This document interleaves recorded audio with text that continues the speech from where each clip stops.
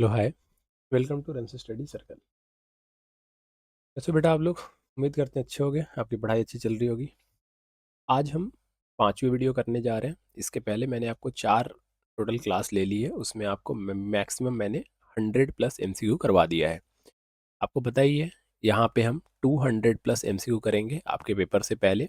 और ये पेपर से पहले जो आपका प्रैक्टिस सेट है, ये टोटल आपके चैप्टर को कवर कर लेगा। जो भी चैप्टर आपको दिक्कत होगा आप वहाँ यहाँ से कवर कर सकते हो। एक तो चैप्टर कवर कर सकते हो, इसके साथ में आप यहाँ पे सीख सकते हो कैसे एमसीक्यू को आप मिनिमम टाइम में क्वेश्चन को अटेम्प्ट कर सकते हो और क्वेश्चन को अच्छे से सॉल्व कर सकते हो। ज़्यादा कैलकुलेशन भी नहीं करना है। आप कुछ क्वेश्चन आपको ऐसे मिलेंगे जिसको आप ऑप्शन से ही सॉल्व कर सकते हो, कुछ क्वेश्चन ऐसे मिलेंगे जिसको आप क्वेश्चन देख के सॉल्व कर सकते हो। आपको पेन की भी ज़रूरत नहीं पड़ने वाली है बहुत सारे क्वेश्चन में।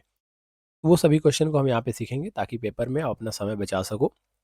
तो बहुत सारे बच्चे होते हैं वो सिर्फ एमसीक्यू करने में ही 1-1.5 घंटा अपना ले जाते हैं। तो आपको वो नहीं बनना। अगर आपको 3 घंटे में सिर्फ 1.5 घंटे आप एमसीक्यू करने में ही ले जाओगे, टोटल 38 क्वेश्चन होते हैं, 38-39 में से अगर 20 क्वेश्चन आप 1.5 घंटे में कर रहे हो तो बाकी 1.5 घंटे में आपको मिलेंगे 18 क्वेश्चन करने के लिए। वो काफ़ी बड़े बड़े क्वेश्चन होते हैं।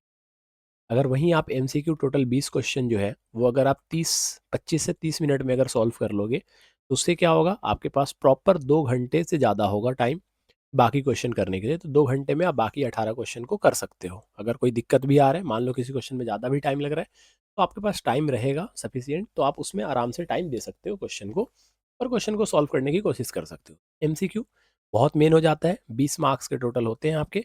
और 20 मार्क्स तो ठीक है, क्वेश्चन तो आप कर लोगे। मैक्सिमम बच्चे आप में से होते हैं जो एमसीक्यू कर लेते हैं सॉल्व, बट वो टाइम बहुत ज़्यादा ले लेते हैं। तो यहाँ पे हमें सीख रहे हैं कि कैसे कम टाइम में हम ज़्यादा से ज़्यादा क्वेश्चन अटेम्प्ट कर सकते हैं और पूरे मार्क्स ला सकते हैं। आप मेथड सीखो, आप मेरे साथ बने रहो और यहाँ पे आप मेरे से बस मेथड सीख लो कि कैसे ऑप्शन के द्वारा भी हम क्वेश्चन को सॉल्व करते हैं। क्वेश्चन को पूरा सॉल्व करने की भी ज़रूरत नहीं है, खास करके एमसीक्यू में। ठीक है। अच्छा, पिछले वीडियो तक हमने कौन सा क्वेश्चन कर लिया था? पिछले वीडियो में आई थिंक हम, जो हमारा जो फोर्थ वीडियो था, इसके पहले मैंने आपको 4 वीडियो करवा दिए। तो लास्ट जो हमने क्वेश्चन करा था वो ये वाला क्वेश्चन था, है ना, पहला नंबर की HCF of LCM of the list composite number and the list prime number is. देखो बहुत सारे बच्चों का होता है कि भैया ये बेसिक में आएगा या स्टैंडर्ड में आएगा। तो भाई बेसिक और स्टैंडर्ड दोनों वाले के लिए है। इसमें बेसिक के भी क्वेश्चन है, इसमें स्टैंडर्ड के भी क्वेश्चन है, दोनों क्वेश्चन मिक्स है। आप यहाँ से कवर कर सकते हो चाहे आपका बेसिक हो या स्टैंडर्ड हो। ठीक है, ये हमारी लास्ट क्वेश्चन था, लास्ट क्लास का लास्ट क्वेश्चन ये हमने करा था। आज हम जो क्वेश्चन करने जा रहे हैं वो हम क्वेश्चन स्टार्ट करेंगे यहाँ से। ये ग्राफ का जो क्वेश्चन है यहाँ से स्टार्ट करेंगे। पहले मैं इसको रेज कर लेता हूँ, फिर इस पे आते हैं क्वेश्चन पे। तब तक आप क्वेश्चन पढ़ो। क्वेश्चन क्या बोल रहा है? बोल रहा है y is equal to P X. X की वैल्यू निकालनी है। मैंने आपको सिखाया था, अगर आपको याद होगा, तो जो मैंने प्रैक्टिस से जो 2 करवाया था आपको, पार्ट 2 जो था इसी सीरीज का, उसमें मैंने आपको करवाया था कि जब भी जीरोज की वैल्यू निकालने के लिए है ना और एक्स का जीरोज दे, तो आप देखो ये एक्स को कितनी बार कट कर रहा है ग्राफ। तो आपको ध्यान आएगा कि एक पॉइंट भैया यहाँ पे है, चलो दूसरा कलर ले लेते हैं। एक पॉइंट यहाँ पे है और एक पॉइंट यहाँ पे। एक्स को ये कितनी बार कट कर रहा है? एक्स को भैया ये 3 बार कट कर रहा है। कितनी बार कट कर रहा है? 3 बार। एक बार एक्स की वैल्यू -5 है, एक बार एक्स की वैल्यू 0 है और एक बार एक्स की वैल्यू 7 है। तो -5 0 7, देखो ऑप्शन नंबर सी आंसर हो जाएगा। ऐसे क्वेश्चन आप छोड़ के आ जाते हो ग्राफ वाला क्वेश्चन कि मुझे आता ही नहीं है। भाई सिंपल है, एक्स का दे रखा है ना जीरोज निकालने के लिए। देखो ना, पॉलिनोमियल ऑफ एक्स का जीरोज निकालना है। एक्स का जीरोज निकालना है तो देखो ग्राफ एक्स को कितनी बार कट कर रहा है। अगर वाई का जीरोज देता तो फिर वाई को चेक करते। तो वो एक्स को 3 बार कट कर रहा है। तीनों पॉइंट क्या क्या है? एक बार -5 है, एक बार 0 है, एक बार 7 है। ये आपका ऑप्शन नंबर सी आंसर होगा। थर्ड नंबर क्वेश्चन देखो, वो बोल रहा है the line represented by the line equation y is equal to X and x is equal to 4। x is equal to 4 है, अगर यहाँ पे 4 है और y x के बराबर है तो p का कोऑर्डिनेट कितना हो जाएगा? 4,4। कुछ सोचना ही नहीं था भाई। ये x है और ये सामने देखो, ये सामने 4 है, तो x की वैल्यू 4 है और उन्होंने बोला x ही y है। तो x अगर 4 है तो y भी कितना होगा? 4। तो p का कोऑर्डिनेट कितना हो जाएगा? 4,4। अब ऐसे क्वेश्चन में अगर आप टाइम लोगे तो देखो आपका टाइम कितना वेस्ट होने जा रहा है। तो ऐसे क्वेश्चन में आप बिना टाइम लिए ऐसे क्वेश्चन को सॉल्व कर सकते हो। तो ऑप्शन को कहाँ पे है भाई? 4,4। ऑप्शन तो देख लो, ऑप्शन नंबर ए जो है वो करेक्ट है। फोर्थ नंबर क्वेश्चन देखो, ये क्वेश्चन देखो, इस क्वेश्चन को अगर आप सॉल्व करोगे ना, क्या बोल रहा है कि एक रेक्टेंगल है। देखो मैं बनाता हूँ, ये एक रेक्टेंगल है।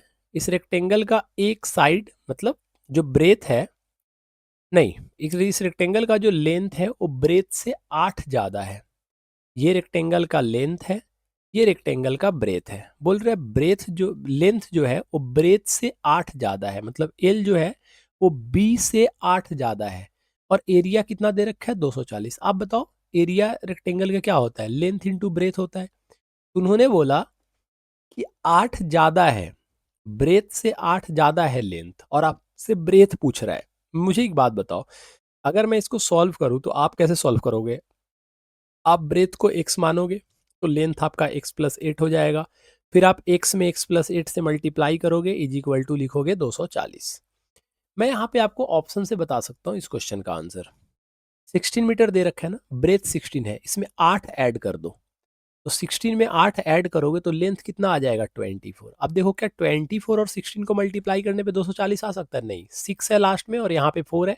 6 4 जा लास्ट में 24 होगा, आपको जीरो चाहिए तो ये ऑप्शन नहीं हो सकता। 30 और 38, भाई 30 और 30 अगर ब्रेथ है तो 38 जो होगा वो लेंथ होगा। भाई 30 में 38 जब आप मल्टीप्लाई करोगे तो 30 30 जा कितना होता है 900। आपको लाना कितना है 240, तो ये भी नहीं हो सकता। भाई 20 रखोगे तो एक आपका लेंथ कितना हो जाएगा प्लस 8, तो 28 हो जाएगा। 28 में 20 गुना करोगे, 20 20 20 या कितना होता है 400, मतलब ये भी आंसर 400 प्लस आएगा। आपको 240 चाहिए तो आंसर क्या होगा 12। आप पुट करके देख लो, एक ले ब्रेथ आपका 12 हो जाएगा, लेंथ आपका जो होगा वो 12 प्लस 8 20 हो जाएगा। मल्टीप्लाई करने पे कितना आ गया 240। आप डायरेक्ट ऑप्शन से कर सकते थे, आपको कोई भी क्वाड्रेटिक इक्वेशन बनाने की जरूरत नहीं है। क्लियर है? तो ऐसे क्वेश्चन को बेटा ऑप्शन से ही कर देते हैं हम। इसमें प्रॉपर सॉल्व करने जाओगे तो फिर इसका मतलब ये है कि आप टाइम वेस्ट कर रहे हो अपना। ऑप्शन से क्वेश्चन को करो और फटाफट आगे बढ़ जाओ। जैसे ये वाला क्वेश्चन देखो, बोल रहे हैं इनका कौन सा टर्म 185 होगा। आपको पता है ना लास्ट टर्म को हम एन बोलते हैं, तो सीधा आप लिखो 185 इज इक्वल टू ए का value 5 plus N minus one, N minus one और इंटू डी। तो डी कितना होता है A two minus A one. 9 में से 5 गया कितना आ गया 4। सॉल्व करें इसको। भाई एक बात बताओ, मुझे एक बात बताओ, मुझे क्या चाहिए एन की वैल्यू निकालना है ना, मुझे एन का वैल्यू निकालना है। भाई एन का वैल्यू निकालना है और ये देखो ये 5 है, तो ये कितना होना चाहिए, ये जीरो होना चाहिए। अगर ये 5 है तो ये कितना होना चाहिए, जीरो होना चाहिए। आप समझ रहे हो मैं क्या बोल रहा हूँ? नहीं समझ पा रहे हो? चलो रुक जाओ, आपको पूरा प्रॉपर समझाता हूँ मैं ये बोल रहा हूँ कि ये देखो मैं ये बोल रहा हूँ कि यहाँ 185 है, प्लस 5 इधर लाओगे तो 180 होगा, और ये 4 मल्टीप्लाई में है तो 4 आ जाएगा डिवाइड में, इज इक्वल टू कितना आ जाएगा n माइनस वन। 4 से कट करोगे ना, 4 4 जा 4 5 जा, तो 45 आ गया। माइनस वन इधर आएगा तो कितना हो जाएगा प्लस 1, तो 46 आंसर हो जाएगा। कितना हो जाएगा 46 आंसर। आप डायरेक्ट वैल्यू पुटिंग से भी कर सकते थे, यहाँ पे वैल्यू पुटिंग से कर लोगे तभी भी आंसर आ जाएगा। देखो ना भाई 51 यहाँ पे पुट करेंगे तो 51 में से 1 जाएगा 50, 50 प्लस 4, 50 इंटू 4 कितना होगा 200, 200 प्लस 5 205 आ रहा है। आपको 185 चाहिए तो ये आंसर नहीं हो सकता। 41 पुट करोगे, 40 में 4 4 मल्टीप्लाई करोगे 160 प्लस 5 165 आ रहा है, आपको चाहिए 185, ये भी आंसर नहीं हो सकता। भाई 31 पुट करोगे, 31 में से 1 गया 30, 30 में 4 मल्टीप्लाई करोगे 120, 120 में 5 प्लस करोगे 125, तो ये भी आंसर नहीं हो सकता। तो आंसर क्या होगा डी। वैल्यू पुटिंग से भी कर सकते थे, इस क्वेश्चन में कुछ भी नहीं था। अब देखो जैसे ये वाला क्वेश्चन देखो, ऐसे क्वेश्चन में क्या करना होता है डिस्टेंस निकालने के लिए, -3 में से 3 को माइनस करोगे ना बेटा तो -6 आएगा। -3 में से -3 को माइनस करोगे तो -6 आएगा। आपको फॉर्मूला याद होगा x2 माइनस x1 का whole square plus y2 minus y1 का होल स्क्वायर। तो मैंने x2 में से x1 को माइनस किया तो -3 में से -3 माइनस करोगे तो -6 आएगा, और -6 का स्क्वायर 36 होता है। ऐसे ही 2 में से 2 माइनस करोगे तो 4 आएगा, 4 का स्क्वायर 16 आता है। 36 और 16 को जब आप जोड़ोगे तो रूट अंडर 52 आएगा। रूट अंडर 52 क्या कोई ऑप्शन में है? जी हाँ बिल्कुल है। भाई रूट अंडर 52 क्या कोई ऑप्शन में है? बिल्कुल है। कौन से ऑप्शन में है? ऑप्शन नंबर डी में है, तो यही आंसर होगा। वो बोल रहा है इसको एक्स एक्सिस कितने कितने रेशियो में डिवाइड कर रहा है। अब मुझे बताओ एक्स एक्सिस डिवाइड कर रहा है, कौन डिवाइड कर रहा है? X axis. ये है आपका 2,3 और ये है आपका 5,6। उन्होंने बोला एक्स एक्सिस डिवाइड कर रहा है। मान लो यहाँ पे कोई एक्स एक्सिस है, तो बेटा एक्स एक्सिस पे एक्स का वैल्यू कुछ ना कुछ होता है, वाई का वैल्यू कितना होता है 0। आप मुझे बताओ ये जो y है, इस y निकालने का फॉर्मूला क्या होता है? अगर मैं इधर वाले को m मान लूँ और इधर वाले को n मान लूँ, तो ये आपका x1 हो जाएगा, ये y1 हो जाएगा, ये x2 हो जाएगा और ये क्या हो जाएगा आपका y2। क्लियर है भाई? मैंने आपसे पूछा y निकालने का फॉर्मूला क्या होता है, तो आपका जवाब होगा भैया my2। अरे my2 तो m into six plus ny1 तो n इंटू थ्री अपॉन में m प्लस n। कोई दिक्कत? आपने y की जगह पे जीरो पुट किया तो जीरो इज इक्वल टू कितना आ गया, m into six plus three N upon में m plus n। Cross multiplication कर दो, ये पूरा जीरो हो जाएगा, तो 6m plus three N is equal to कितना आ गया, जीरो। अरे समझ में आ रहा है? M X two plus N X one होता है ना भाई?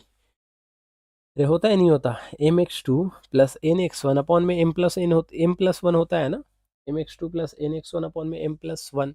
अच्छा यहाँ पे माइनस थ्री दे रखा है, O two comma minus three है ना बेटा, तो ये माइनस थ्री होगा, तो ये हो जाएगा मल्टीप्लाई करने पे माइनस, क्योंकि ये माइनस थ्री है। ठीक है, कोई दिक्कत? तो ये माइनस हो गया, कुछ नहीं करना, six M is equal to minus three N उधर ले जाओ तो प्लस थ्री एन होगा, एन से सॉरी थ्री से कट कर दो, थ्री टू जा सिक्स आ गया, आपको एम अपॉन में एन निकालना है ना, तो एन के साथ वाला ऊपर रहेगा, एम के साथ वाला नीचे आ जाएगा, M ratio N one ratio two हो गया, ऑप्शन नंबर डी आंसर हो गया। क्लियर है? कितना आंसर हो गया?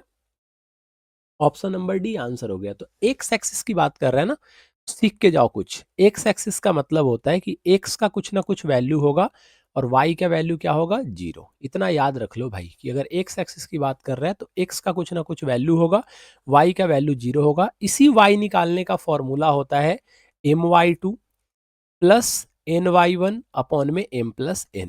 बस मैंने इस फॉर्मूले पे पुट किया है, ये y1 है, ये y2 है, एक आपका m मान लिया था, एक n मान लिया था और y का वैल्यू कितना दे रखा है, जीरो। बस वैल्यू पुट कर दो। अब देखो जैसे ये वाला क्वेश्चन है, उन्होंने बोला DE पैरेलल है BC के, DE पैरेलल है BC के। भाई DE पैरेलल है BC के, चाहे कुछ भी हो, दिस दैट कुछ भी हो, मुझे लेना देना नहीं है। मुझे बस एक बात बताओ, क्या ADE और ABC क्या सिमिलर है? क्या ADC और AB क्या ADE और ABC सिमिलर है? देख तो बेटा, ये दोनों जो ट्रायंगल है इसमें ये लाइन इसके पैरेलल है। अगर दो लाइन पैरेलल है और एक ट्रांसवर्सल कट करता है तो बेटा ये वाला एंगल इस वाले एंगल के बराबर होगा। ठीक है भाई? और दोनों ट्रायंगल में, छोटे वाले ट्रायंगल और बड़े वाले ट्रायंगल में एक कॉमन एंगल है। देखो, तो दो एंगल, जब दो ट्रायंगल के दो एंगल बराबर होते हैं तो दोनों ट्रायंगल आपस में सिमिलर होते हैं। और सिमिलर ट्रायंगल का खासियत क्या होता है? सिमिलर ट्रायंगल का खासियत होता है कि बेटा छोटे अपॉन में जो बड़ा साइड होगा वो इधर के छोटे अपॉन में बड़े साइड के बराबर होगा। तो AD का वैल्यू कितना, दो। AB का वैल्यू कितना, अरे AB का वैल्यू कितना, AB का वैल्यू कितना दे रखा है, AB AD प्लस DB, तीन और दो AB कितना आ गया, पांच। D का वैल्यू कितना दे रखा है, ढाई। एक्स का वैल्यू निकालना है, क्रॉस मल्टीप्लीकेशन कर दो। देखो आसानी से सॉल्व कर सकते हो इसको। अगर यहाँ से पॉइंट हटाओगे नीचे 10 आएगा, 5 से कट करोगे, 5 टू जा 10 कट हो जाएगा, 2 टू जा 4 हो जाएगा, x is equal to 25 upon में 4 आएगा। भाई 25 अपॉन में 4, 6 पॉइंट ही कुछ आएगा और 6 पॉइंट एक ही ऑप्शन में है, डिवाइड करने की भी जरूरत नहीं है। डायरेक्ट आप टिक कर सकते हो आंसर कि भाई 24 25 को आप 4 से डिवाइड करोगे तो 6 से तो बड़ा आएगा ना, 6 पॉइंट ही कुछ आएगा और 6 पॉइंट एक ही ऑप्शन है, तो आगे डिवाइड करने की भी जरूरत नहीं है। अब आप 4 से लगो डिवाइड करने पॉइंट में ले जाके, तो कोई फायदा बनता नहीं है आपका करने का। ठीक है, आप वहां पे टाइम अपना बचा सकते हो डायरेक्ट करके क्वेश्चन को। जैसे ये वाला क्वेश्चन देखो सर्कल का, ये देखना कितनी आसानी से सॉल्व होगा। आप इसको पता नहीं क्या क्या करके सॉल्व करोगे। भाई मुझे एक बात बताओ, BAC उन्होंने 40 बोला है और मेरे से BOC पूछ रहे हैं, ये वाला एंगल मेरे से पूछ रहे हैं वो, ये वाला एंगल मेरे से वो पूछना चाहते हैं कि ये वाला एंगल कितना होगा। मुझे एक बात बताओ सॉरी, अगर ABC ट्रायंगल देखोगे तो बेटा ABC ट्रायंगल में AB और AC दो टेंजेंट है और AB जो है वो AC के बराबर है। AB अगर AC के बराबर है तो बेटा ये वाला जो एंगल है ना, मतलब मेरा कहने का मतलब है एंगल ABC इक्वल होगा एंगल ACB के। अब क्योंकि MCQ करना है तो मैं पूरा सॉल्व नहीं करवाऊंगा। आप बताओ ABC ट्रायंगल के तीनों एंगल को जोड़ने पे कितना आता है, 180। भाई 180 में से एक 40 निकल जाएगा तो कितना बचेगा? एक बात बताओ, टोटल 180 होता है, 180 में से अगर 140 निकाल देंगे तो 140 आएगा। इसका मतलब ये 140 में से ये 70 हो गया और ये भी कितना हो गया, 70 हो गया। बताओ, दोनों बराबर होते हैं ना, तो 70-70 हो गया। आप मुझे बताओ ये टोटल एंगल कितना होता है? तो आप जानते हो रेडियस टेंजेंट में परपेंडिकुलर होता है। तो बेटा अगर ये वाला एंगल 70 है, रुक जाओ 1 सेकंड, पेन को चेंज कर लेता हूँ। अगर ये वाला एंगल अगर 70 है, तो ये जो छोटू सा एंगल अंदर दिख रहा है, ये छोटू सा एंगल कितना हो जाएगा? 20। अरे नहीं समझ में आया भाई, टोटल 90 है, 90 में से ये 70 चला गया तो अंदर वाला एंगल कितना बचेगा? 20। अगर वो 20 है तो ये भी कितना होगा? 20। हमसे क्या पूछा गया था? बीओसी। बीओसी खुद ही एक ट्रायंगल है भाई, बीओसी ट्रायंगल है, तीनों एंगल का सम कितना होगा? 180। दो एंगल का सम कितना है बताओ? दो एंगल का सम 20 + 20 कितना है? 40। तो अगला एंगल कितना होगा? 140। कुछ था क्वेश्चन में, बताओ। हम्म कुछ था क्वेश्चन में? कुछ भी नहीं था। बोल रहे थे angle between two radius of circle is 130 degree. तो टेंजेंट का पूछ रहा था, angle between tangent and radius, ये वाला, ये फिगर है। टेंजेंट खींच दो यहाँ पे, ये और ये दो टेंजेंट है। यहाँ पे सेंटर है, सेंटर से ये मिला दिया, सेंटर से ये मिला दिया, इसका नाम दे दिया वो। ये वाला एंगल है 130 डिग्री, ये ए है और ये बी है और ये पी है। ठीक है भाई। उन्होंने बोला दो रेडियस के बीच सर्कल में 130 डिग्री बन रहा है, तो angle between tangent at the end of radius, मतलब यहाँ पे कितना बनेगा? यहाँ पे कितना बनेगा? यहाँ पे अगर आपको नहीं पता ना तो मैं आपको बता देता हूँ। ये पूरा एक साइक्लिक क्वाड्रेटर बनता है, सॉरी साइक्लिक बोल रहा हूँ, ये पूरा एक क्वाड्रेटर बन रहा है बेटा, सर्कल के अंदर थोड़ी है, सॉरी। ये पूरा एक क्वाड्रेटरल है, एओबीपी क्वाड्रेटरल है, उसमें ये वाला एंगल 90 बनता है और ये वाला एंगल 90 बनता है, क्योंकि रेडियस टेंजेंट के ऊपर परपेंडिकुलर होता है। तो आप मुझे बताओ टोटल क्वाड्रेटरल का सम कितना होता है भाई? ये वाला एंगल, मैं क्या कहना चाह रहा हूँ, समझ पा रहे हो कुछ क्या बोल रहा हूँ? मैं बोल रहा हूँ ये वाला एंगल, कलर चेंज हो जाए भाई। ठीक है। ये वाला एंगल प्लस ये वाला एंगल प्लस ये वाला एंगल प्लस ये वाला एंगल कितना होगा? 360। 360 में से बेटा ये और ये हमें गिवन है 90 तो 180 ऐसे ही निकाल दो। इसका मतलब ये वाला दोनों को जोड़ने पे 180 आएगा। अगर ये 130 है तो दूसरा कितना होगा? दूसरा कितना होगा? 50 डिग्री। खत्म कहानी। समझ रहे हो आप? ये अगर 130 है तो दूसरा कितना होगा? 50 डिग्री होगा। काम खत्म। और कुछ थोड़ी करना है एक्स्ट्रा, एक्स्ट्रा कोई दिमाग नहीं लगाना। अब ये वाला क्वेश्चन देखो, ये वाला क्वेश्चन क्या बोल रहे भाई? ये वाला क्वेश्चन सेक थीटा को कॉट थीटा में बदलना है? सेक को किस में बदलना है? कॉट में। सेक को कॉस में बदलना, कॉट में बदलना क्या डिफिकल्ट काम है भाई? सेक को कॉट में बदलना कोई डिफिकल्ट काम है? आप बताओ। आप मुझे बताओ, आप में से कितनों ने ये फॉर्मूला पढ़ा है कि sec square theta minus tan square theta is equal to 1 होता है? पढ़े हो? तो भाई सेक स्क्वायर थीटा का वैल्यू कितना आ जाएगा? 1 + टेन स्क्वायर थीटा होगा। अगर मैं इसको कॉट में चेंज करूं, वह हट जा भाई, अगर मैं इसको कॉट में चेंज करूं ब्रो, तो कॉट में चेंज करने पे कितना होगा? ये हो जाएगा sec square theta is equal to 1 + 1 upon में कॉट स्क्वायर थीटा। तो आप मुझे ये बताओ, आंसर चाहे जो मर्जी निकाल लो, सेक स्क्वायर थीटा, नीचे तो बेटा कॉट स्क्वायर थीटा ही आने हैं। बताओ, ये हो जाएगा कॉट स्क्वायर थीटा +1। होगा कि नहीं होगा? होगा। आप मानते हो ये होगा? इधर स्क्वायर है तो उधर ले जाके रूट लगा दो, जाहिर सी बात है ये sec theta is equal to ऊपर रूट लगाओगे तो कॉट स्क्वायर थीटा +1 हो जाएगा, और नीचे रूट लगाओगे तो रूट से स्क्वायर कट जाएगा तो नीचे कॉट थीटा आएगा। जो भी ऑप्शन दिखे उसको टिक कर दो, आगे बढ़ लो। भाई ऊपर तो रूट होगा ही, नीचे रूट नहीं होगा, वो ऑप्शन नंबर सी ही है। बी और सी सेम है, बी में ऊपर रूट नहीं है, सी में ऊपर रूट है। ऊपर 1 + कॉट स्क्वायर थीटा का रूट नहीं निकलेगा, क्योंकि ये स्क्वायर दोनों के ऊपर नहीं है, होल स्क्वायर नहीं है, नीचे होल स्क्वायर था, तो वो बाहर निकल जाएगा। क्लियर है भाई? अरे इस क्वेश्चन में कुछ था, बताओ मुझे, ईमानदारी से बताओ, इस क्वेश्चन में कुछ है ऐसा? सेक स्क्वायर, सेक थीटा के कॉट थीटा में चेंज करना है। Sec square theta minus tan square theta 1 लिख दिया, वहां से सेक को टेन को लेकर दूसरी साइड, टेन की वैल्यू पुट कर दी कॉट के फॉर्म में।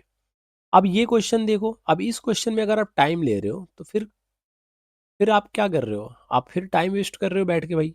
पेपर में क्या कर रहे हो? अपना सारा का सारा टाइम एमसीक्यू में बर्बाद कर रहे हो और कुछ नहीं। अब जैसे ये क्वेश्चन है, cos A is equal to 5/8 दे रखा है, मेरे से कॉट इंटू साइन पूछ रहा है। मुझे एक बात बताओ, कॉट होता कितना है? तो आप बोलोगे भैया कॉट जो होता है वो बी अपॉन में पी होता है बी अपॉन में पी। भाई साइन कितना होता है, P अपॉन में H। क्वेश्चन में क्या था जरा बताना, P से P कट गया, B अपॉन में H। अरे मेरे भाई B अपॉन में H, तेरे से वही तो क्वेश्चन पूछा था, कौ से ही तो पूछा था, क्योंकि B अपॉन में H कौ से ही तो होता है। अब आप अब आप देखो, आप इसको B लोगे, फिर इसको H लोगे, फिर यहाँ से P निकालोगे, रूट अंडर 8 का स्क्वायर 64 माइनस 5 का स्क्वायर 25। भाई रूट अंडर कितना हो जाएगा, ये 14 में से 5 गया 9, 5 में से 2 गया 3, आधे बच्चे यहीं पे छोड़ देंगे। अरे रूट 39 का तो वैल्यू निकलता है, हटाओ इसे खत्म करो। भाई दिमाग लगा लो थोड़ा। कॉट जो होता है वो B अपॉन में P होता है, और साइन जो होता है P अपॉन में H होता है। P कट गया तो आंसर तो B अपॉन में H ही आने हैं, जो क्वेश्चन दे रखा है वही आंसर पूछ रहा है। लेकिन आप सॉल्व करोगे नहीं, आप रूट 39 ढूंढने लगोगे। रूट 39 आधे बच्चे उसी में परेशान हो जाएंगे, 3-4 मिनट वो अपना ले जाते हैं। भाई रूट 39 को तो वैल्यू नहीं निकल रहा। कुछ बच्चे होंगे जिनके पास ज्यादा दिमाग होगा, रूट 39 देख के ये C और D में से कोई भी टिक करके आ जाएंगे, ले बेटा नीचे रूट 39 है। ऐसे नहीं करना आपको, थोड़ा दिमाग लगाओ, क्वेश्चन में कुछ भी नहीं था। ठीक है भाई, चले आगे। आपको समझ में आया मैंने क्या किया है, आगे बढ़ते हैं। उन्होंने बोला the shadow of a 5 metre long stick is 2 metre long है। शैडो ऑफ अ 5 मीटर, अच्छा 5 मीटर लॉन्ग स्टिक है, उसका शैडो 2 मीटर का बन रहा है। ये तो उसका क्वेश्चन आ गया ना, क्या बोलते हैं उसको, सिमिलरिटी का क्वेश्चन है। ये सिमिलरिटी का क्वेश्चन है। कितने बच्चे आप में से मानते हैं कि सिमिलरिटी का क्वेश्चन है, या कितने बच्चों को लगता है सिमिलरिटी का क्वेश्चन है ना भाई? सिमिलर क्वेश्चन नहीं है, सिमिलरिटी है। भाई एंगल सेम है, 5 मीटर का ये लॉन्ग स्टिक है, 2 मीटर का शैडो बन रहा है। ये दो, थोड़ा ज़्यादा बना दिया मैंने, थोड़ा बड़ा बन गया इमेज, इतना बड़ा नहीं बनेगा, शैडो तो छोटा है ना भाई। शैडो क्या है, शैडो छोटा है। तो ये स्टिक है, ये शैडो है। लो, ये 5 का स्टिक है, 2 का शैडो है। उन्होंने बोला सेम टाइम पे शैडो 12 बन रहा है। शैडो कितना बन रहा है भैया, 12। शैडो कितना बन रहा है, 12.5। तो बेटा जाहिर सी बात है कि 12.5 का अगर शैडो बन रहा है, लेंथ ऑफ द शैडो, अच्छा शैडो लेंथ नहीं, अच्छा 12.5 उन्होंने दे रखा है, वो क्या बोलते हैं, 12.5 दे रखा है स्टिक का लेंथ, 12.5 दे रखा है स्टिक का लेंथ। आप डायरेक्ट सॉल्व कर सकते हो इसको। आप बताओ इनका रेशियो बराबर होगा। अरे अगर ये दोनों ट्रायंगल सिमिलर है ना, बताओ एंगल दोनों का सेम है, ये वाला एंगल और ये वाला 90 डिग्री दोनों का सेम है। मैं आपसे ये पूछ रहा हूँ, ऐसे केस में दोनों एंगल जो होते हैं वो सेम होते हैं।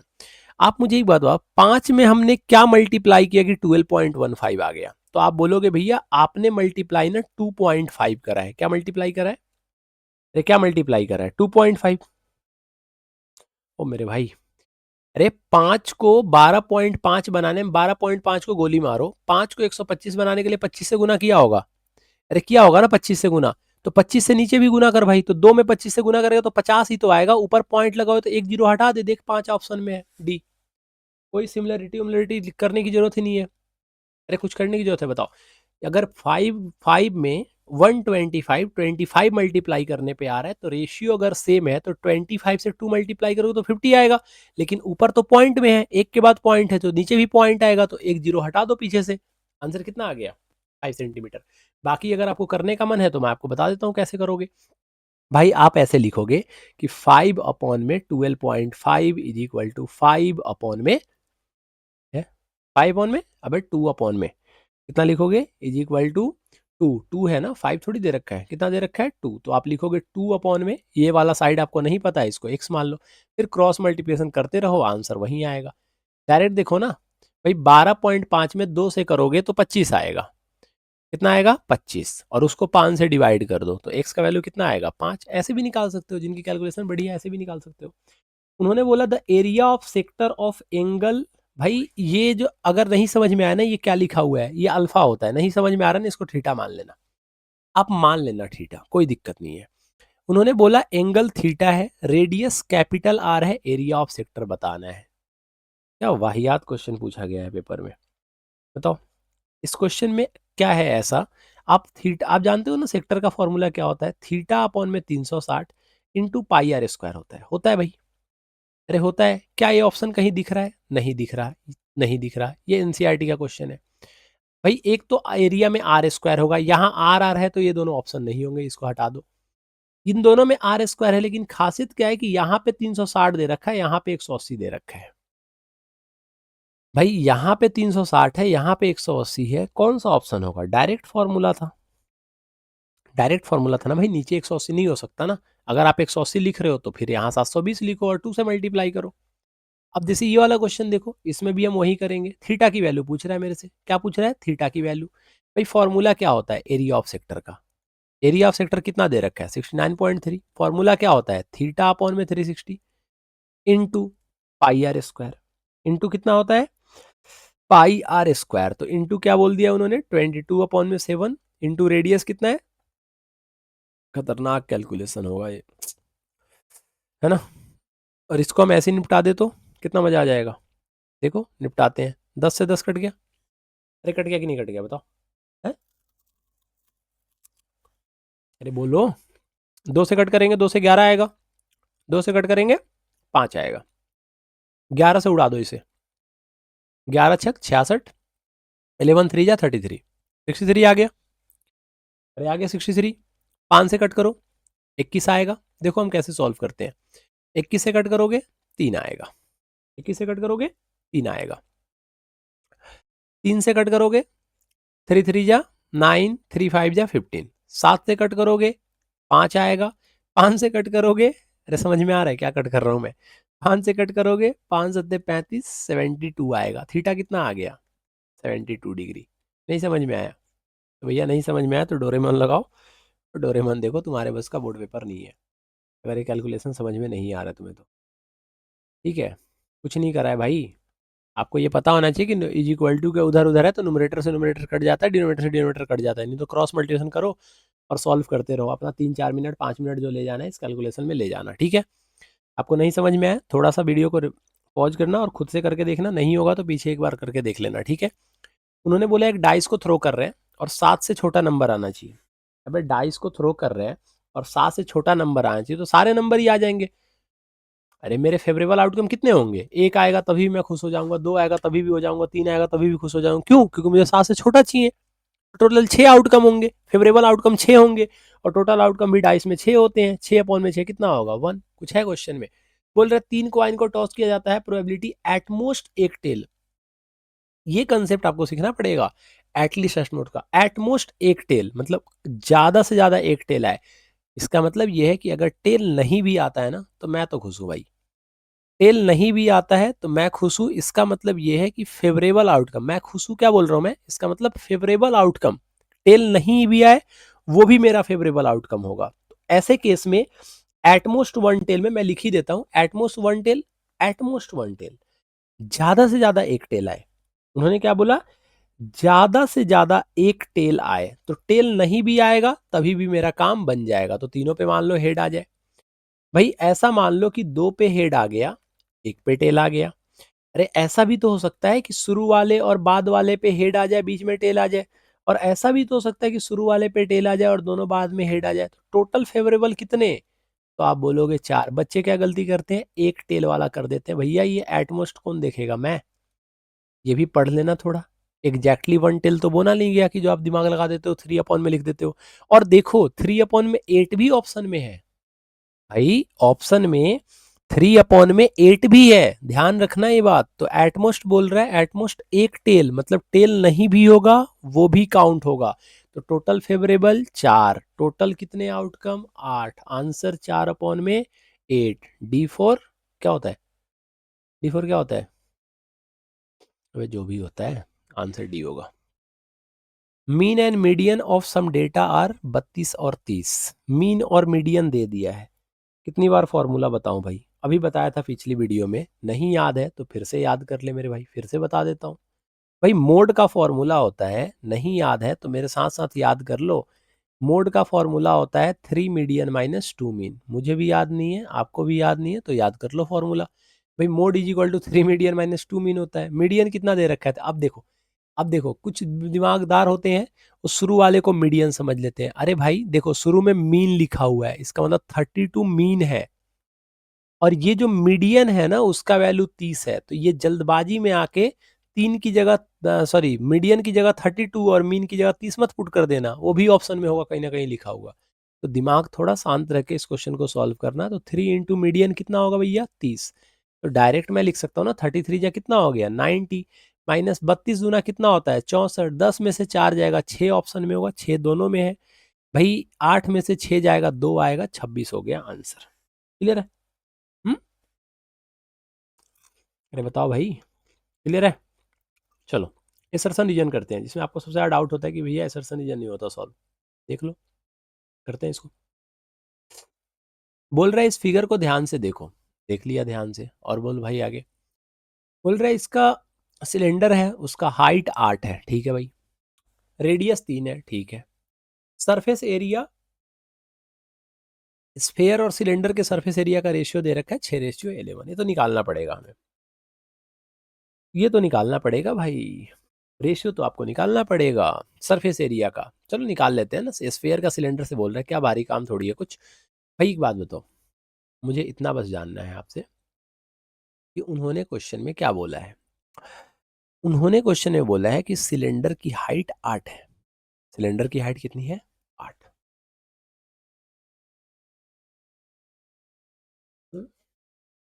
सिलेंडर की हाइट कितनी है?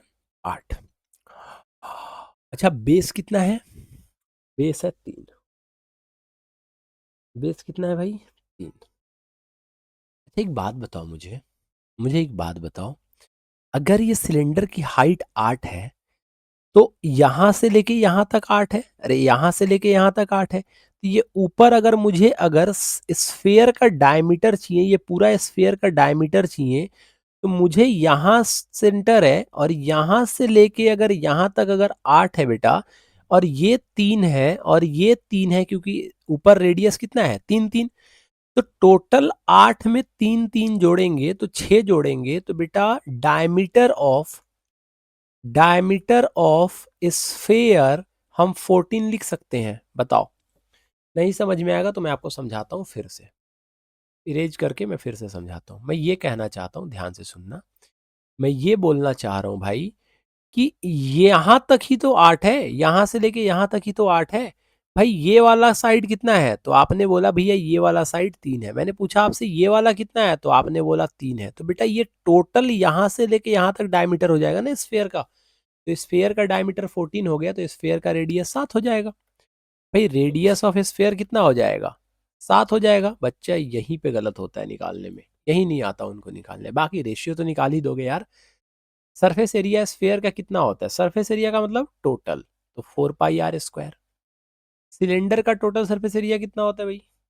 अरे याद है, 2 pi r into h plus r, 6/11 बोल रहा है, 6/11 आना चाहिए। सॉल्व करते हैं भाई, 2 से कट करो, 2 से 2 कट गया, पाई से पाई कट गया, रेडियस आर से आर मत काट देना, क्योंकि नीचे रेडियस सिलेंडर का है। अच्छा सिलेंडर की भी रेडियस 3 ही है ना ब्रो, तो एक आर से एक आर भी निपटा ही दो लगे हाथ का। अरे भाई एक मिनट, बात बताओ मुझे, मुझे एक बात बताओ बस, मैं आपसे ये जानना चाहता हूँ कि ये पाई है, ये पाई है और ये आर है, यही है ना? तो पाई से पाई कर दिया। मैंने आपसे पूछा कि ऊपर किसका स्फेयर का रेडियस है, नीचे किसका रेडियस है बेटा? सिलेंडर का। तो मैंने आपसे पूछा कि सिलेंडर का रेडियस कितना है, तो आपने बोला 3।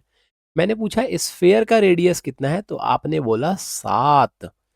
नीचे कितना है? 3। हाइट कितना है? 8। 8 में 3 जोड़ेंगे कितना आएगा? 11। कितना आ गया भाई? 11। अरे कितना आ गया? 11। कितना आ गया? 11। क्या आंसर निकल के आया, जल्दी बताओ।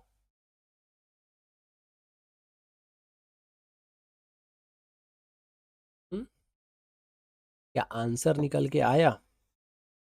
बोलो जल्दी भाई। उन्होंने बोला, अच्छा 4 पाई r स्क्वायर होता है ना, 4 pi r square, 4 pi r square, और ये होता है 2 pi r h plus 2 pi r square, 2 pi r h plus 2 pi r square. तो surface area of sphere upon में सरफेस एरिया ऑफ, जब हम सिलेंडर निकालेंगे तो सरफेस एरिया ऑफ स्फेयर कितना हो जाएगा भाई? Surface area of sphere total diameter अगर 8 3 11 और 3 14 है, तो 7 ही तो होगा। तो पाई से पाई कट गया, 2 pi r into h plus r. H कितना है सिलेंडर का? 8। रेडियस कितना है? रेडियस कितना है भाई 3, तो 8 + 3 कितना हो गया 11। अच्छा ऊपर कितना आ गया, पर आर स्क्वायर है तो ऊपर 7 × 7 लिख देते। 7 गुना कितना लिख दिया 7 लिख दिया। बताओ।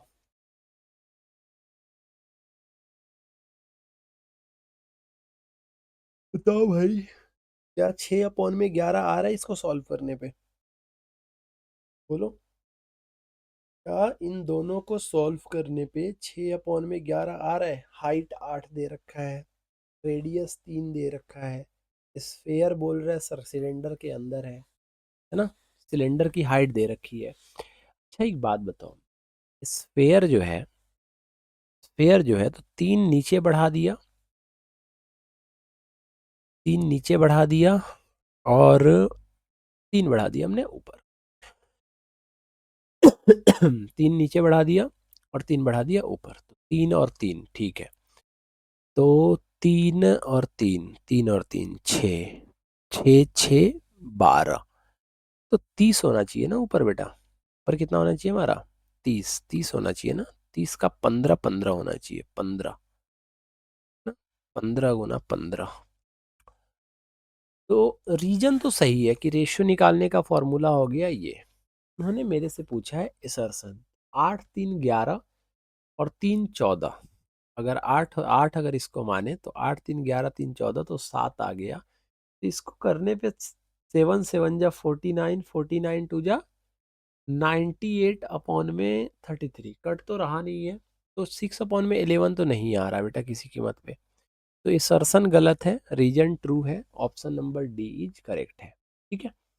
20 नंबर क्वेश्चन देखो, बोल रहे हैं the constant difference between any two term of AP is called common difference. जी हाँ बिल्कुल, जो बार बार जो डिफरेंस आता है एपी में उसी को बोलते हैं कॉमन डिफरेंस, तो सही है ये।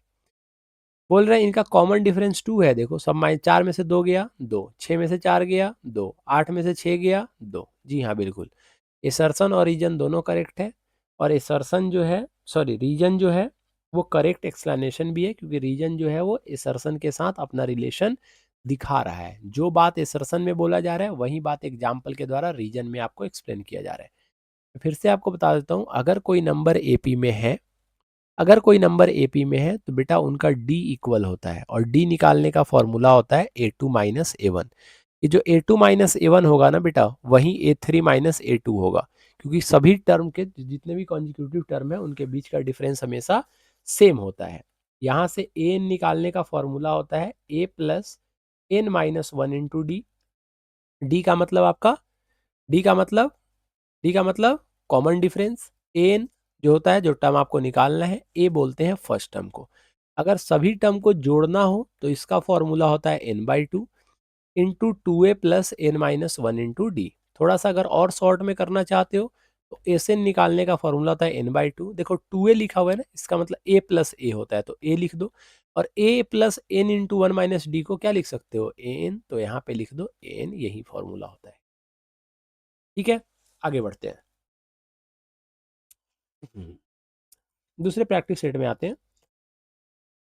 दूसरे प्रैक्टिस सेट बोलने से पहले बेटा, आपको अभी तक ये फॉर्मूला तो याद हो गया होगा कि फर्स्ट नंबर इनटू जो सेकंड नंबर है वो इक्वल होता है HCF इंटू LCM के। इसके इक्वल होता है HCF इंटू LCM के, वो इक्वल होता है। तो मैं ये बोल रहा हूँ कि HCF इंटू LCM दो नंबर का 70 और 40 है। HCF इंटू LCM दो नंबर का कितना है 70 और 40 दो नंबर है। इसका HCF इंटू LCM पूछ रहा है। HCF इंटू LCM का मतलब क्या होता है? अब आप HCF LCM मत निकालने लग जाना। HCF LCM जो होगा वो इन दोनों नंबर के प्रोडक्ट के बराबर होगा। तो 7 4 जा 28, उस पर 2 जीरो होगा, ऑप्शन नंबर डी करेक्ट होगा। देखो ना भाई, HCF इंटू जो LCM होता है वो प्रोडक्ट ऑफ टू नंबर होता है ना। एक नंबर आपका 70 दे रखा है, एक नंबर आपका 40 दे रखा है। तो आप इसका पता चले आप LCM निकालो, फिर इसका HCF निकालो, फिर इनको मल्टीप्लाई करो। भाई मत करना है गलती, मत करना, रिक्वेस्ट कर रहा हूँ, ये गलती मत करना। टाइम बर्बाद कर जाओगे अपना पूरा का पूरा, बाद में पछताओगे, है ना। बाद में जब खत्म हो जाएगा आपका पेपर तो बाद में पछताओगे, काश 10 मिनट और मिल गए होते, काश 5 मिनट और मिल गए होते, काश आधा घंटा और मिल गया होता। तो भाई साहब से बच जाओ, से बच जाओ, बचे रहोगे। नहीं तो फिर भैया बहुत दिक्कत आने वाला है ना। पेपर में अब बहुत कम दिन बच गए, तो थोड़ा मन लगा के पढ़ लो और इन क्वेश्चन को सॉल्व कर लो अच्छे तरीके से, जो मैं आपको करवा रहा हूँ, है ना। हवा हवाई क्वेश्चन नहीं है भाई, एक्चुअली में वेटेज है ऐसे क्वेश्चन का, ये नहीं कि कुछ भी करवा रहा हूँ। आप पेपर उठा के देख लो, चाहे आप जिस स्कूल में पढ़ते हो, जो मर्जी जो टीचर आपका क्वेश्चन पेपर बना के दे, अगर इससे मैच नहीं हुआ तो फिर आप बताना मेरे को। जो भी पढ़ा रहा हूँ हवा हवाई कुछ नहीं है, चाहे मैथ्स इसमें पढ़ा रहा हूँ, चाहे एसएसटी पढ़ा रहा हूँ, जो पढ़ा रहा हूँ वो आपके पेपर में आएगा। आप नहीं विश्वास हो, आप क्वेश्चन पेपर उठा के मैच कर लेना जब आपका पेपर खत्म हो जाए तो, ठीक है। सेकंड नंबर क्वेश्चन देखो, फिर से वही क्वेश्चन अभी बताया था भाई, पी एक्स का वैल्यू निकालने के लिए दे रहा है, और ये स्टैंडर्ड वालों ध्यान से करना है, ये तुम्हारे लिए ये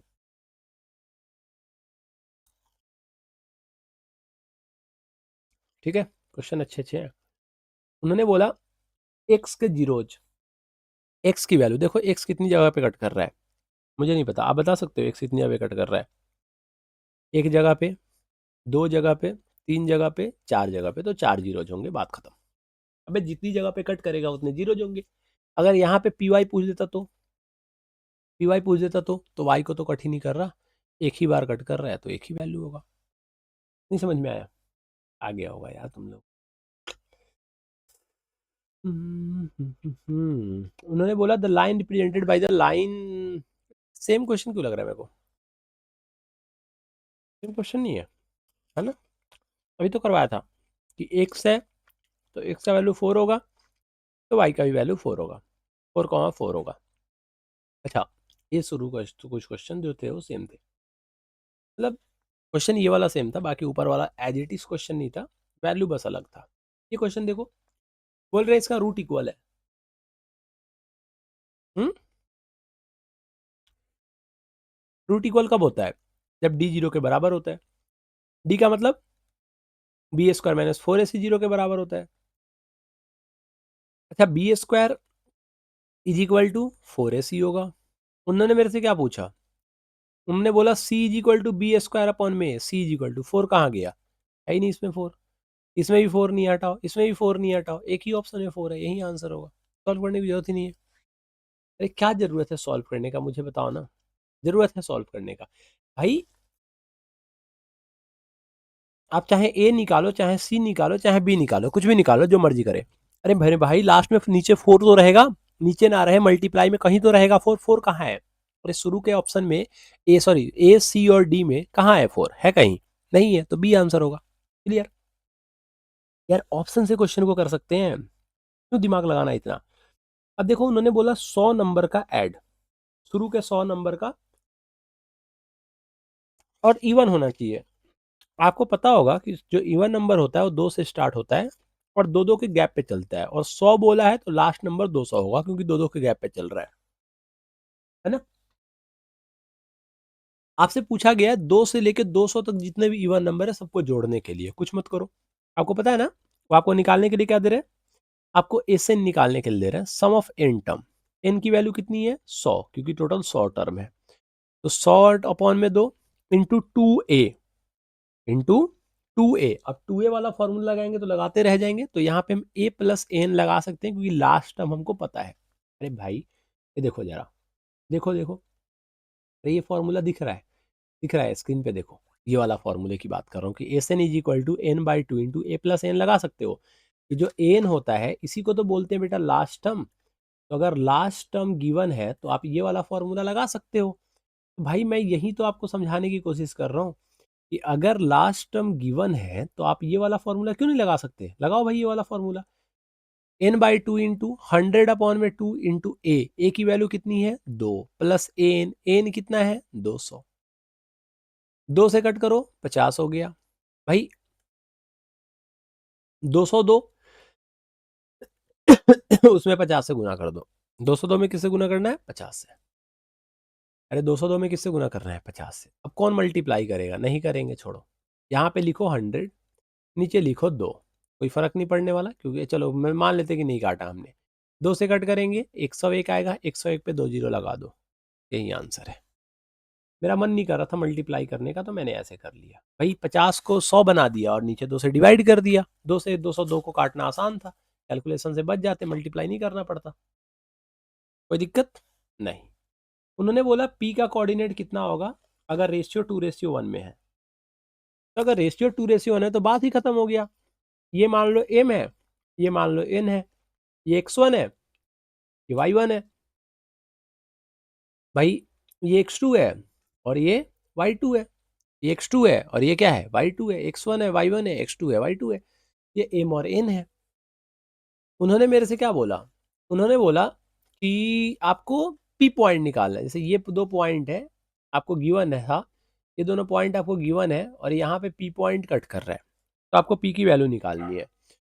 तो मैं पी का वैल्यू कैसे निकालूंगा भाई, पी का फॉर्मूला क्या होता है, पहले एक्स निकाल लेते हैं क्योंकि सबका देखो एक्स अलग अलग है, तो एक्स भी निकल जाएगा ना तो काम हमारा बन जाएगा। एक्स क्या होता है, M X one plus N X two upon में एम प्लस एन। तो बेटा एम की वैल्यू 2 है और x1 का वैल्यू 1 है, 2 इंटू 1 2 प्लस n का वैल्यू 1 है, x2 का वैल्यू 4 है, 4 इंटू 1 4 अपॉन में 3। भाई 4 में 2 जोड़ोगे 6 आएगा, 6 को 3 से डिवाइड करोगे आंसर 2 आएगा। आगे सॉल्व करने की जरूरत नहीं है, x को सॉल्व करके आप आगे बढ़ सकते हो। लेकिन अगर कैलकुलेशन में गलत हो गया तो भैया लेने के देने पड़ जाएंगे। तो एक बार कैलकुलेशन को चेक कर लेते हैं। M X two plus N X one होता है ना, बोला था ना, कैलकुलेशन देख लेना ध्यान से। क्या करना है, M X two plus N X one, M X two plus N X one, ये होता है फॉर्मूला, ये होता है formula.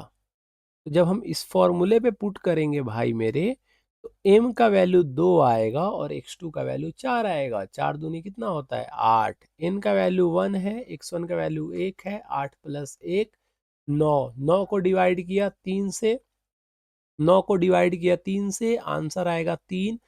Option number D correct होगा। सॉरी, बी को करो इरेज, डी जो है वो करेक्ट होगा।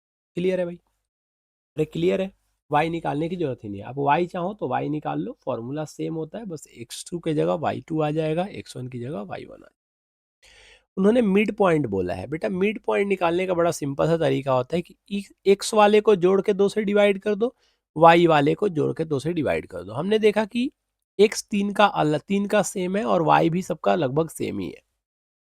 तो मुझे क्या करना पड़ेगा, मुझे ना इनको सॉल्व ही करना पड़ेगा। जब हम इनको सॉल्व करेंगे ना तो मुझे ये दिखेगा कि 8 में से जब हम एक, क्योंकि दोनों को जोड़ना है तो प्लस माइनस माइनस होता है, तो 8 में से एक जोड़ोगे तो आंसर 7 अपॉन में 2 आएगा। ये भी हो सकता है, ये भी हो सकता है, ये भी हो सकता है, ये नहीं होगा। अगर मान लो सारे ऑप्शन अलग अलग होते तो एक 7/2 से ही हम आंसर निकाल लेते। तो अब हमें y भी निकालना पड़ेगा। तो अब आप जोड़ोगे, मैं आपको बोल रहा हूं कि मुझे एक बात बताओ भाई, 3 अपॉन में जो 2 होता है वो 1.5 होता है भाई, 1.5 में 3 जोड़ोगे तो 4.5 आएगा और 4.5 को वो बोल रहे 2 से डिवाइड कर दो, तो पॉइंट हटाओगे तो 20 आएगा, 5 से आएगा 4, 5 से आएगा 9, 9 अपॉन में 4 आंसर हो जाएगा। कोई डाउट है तो बोलो। भाई 3 को 2 से डिवाइड करोगे तो 1.5 आएगा और 3 में 1.5 जोड़ोगे तो 4.5 नहीं आएगा, अरे आएगा ना भाई, y2 प्लस y1 4.5 आ रहा है, अपॉन में 2 होता है मिड पॉइंट का फॉर्मूला। अभी मत पूछ देना कहाँ से आया, अगर वो पूछना है तो टॉप 15 जो मैंने कोऑर्डिनेट क्वेश्चन करवा रखे हैं वहां से जाके कर लो, सारे कंसेप्ट बताए हुए हैं। 40-45 मिनट बेटा, जितने में इतना क्वेश्चन मैंने करवा दिया ना अभी आपको आज की क्लास में, इतने में तो मैंने सिर्फ कंसेप्ट पढ़ाया है, इससे ज़्यादा टाइम में कंसेप्ट पढ़ाया है। तो आप वहाँ से जाके लिंक डाल दूंगा, आप वहाँ से जाके चेकआउट कर सकते हो, कोई दिक्कत नहीं है, कोई डाउट नहीं होना होगा आपको, इसकी गारंटी मेरी। उन्होंने बोला ट्रायंगल एबीसी में डीई पैरेलल है बीसी के, एडी का वैल्यू डीई पैरेलल है बीसी के, ठीक है, एडी 4 है, एडी 4 है, पूरा 9 है तो ये 5 होगा। एसी जो है वो 13.5 दे रखा है, इसी पूछ रहा है, यहाँ से लेके यहाँ तक 13.5 दे रखा है, इसी पूछ रहा है। अरे कुछ मन नहीं, कुछ नहीं है क्वेश्चन में, इसी पूछ रहा है ना। तो देखो अगर दो लाइन पैरेलल है ना, इसका मतलब ये दोनों ट्रायंगल जो होंगे वो सिमिलर होंगे। छोटा ये छोटू वाला और ये बड़ा वाला ABC दोनों सिमिलर होंगे। मैं ये बोल रहा हूँ कि मैंने आपको पढ़ाया था कि छोटे अपॉन में जो बड़ा साइड होता है वो छोटे अपॉन में बड़ा के बराबर होता है, छोटे अपॉन में जो छोटा साइड होता है वो छोटे अपॉन में छोटे के बराबर होता है, बड़ा अपॉन में जो छोटा होता है बड़ा अपॉन में छोटे के बराबर होता है। हमने देखा कि मुझे दे रखा है DB, तो मैं लिख सकता था कि छोटे अपॉन में जो बड़ा होगा वो इधर भी छोटे अपॉन में बड़े के बराबर होगा। मैंने DB की वैल्यू देखी 5, AB का वैल्यू देखा 9, EC देखा पता नहीं, AC देखा 13.5। मुझे नहीं पता इसका आंसर क्या होगा, लेकिन जब हम पॉइंट हटाएंगे तो ऊपर जाएगा 10। 9 से कट करेंगे बेटा 15 9 जा 135 होता है। 5 से कट करेंगे 2 आएगा। अगर इसी की वैल्यू निकालेंगे तो इसी के साथ 2 मल्टीप्लाई में है तो 2 आ जाएगा डिवाइड में। 5 को 2 से डिवाइड करेंगे बेटा 2.5 इसका आंसर आना चाहिए, लेकिन 2.5 इसका आंसर नहीं होगा। 2.5 इसका आंसर नहीं होगा। तो क्या आंसर होगा? 7.5, 9? कुछ गलत हुआ है काटने में? जी बिल्कुल, नीचे 15 है ना बे गधे। 15 है तो 15 का आधा 7.5 होता है ना। 15 का आधा कितना होता है? 7.5 है।